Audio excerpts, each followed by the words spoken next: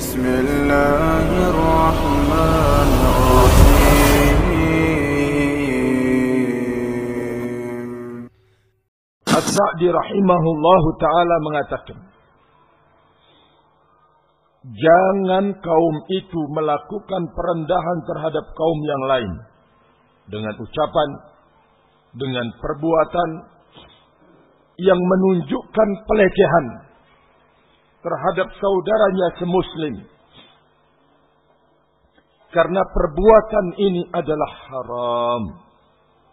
Perbuatan ini adalah haram. Yang kedua, menunjukkan i'jab.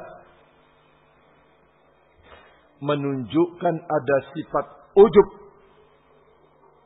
pada diri orang yang merendahkan dan mencela. Ada sifat ujub yang ada pada dirinya.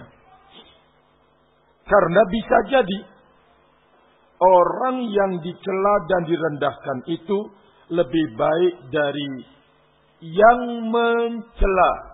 Kata Imam As-Sa'di, kama huwal ghalibu wal waqi'. Mayoritasnya demikian.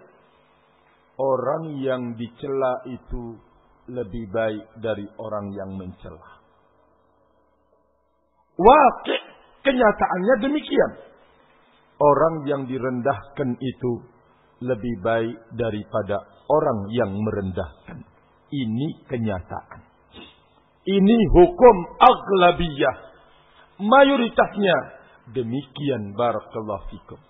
Bahwa orang yang mencela, orang yang dicela lebih baik daripada orang yang mencela.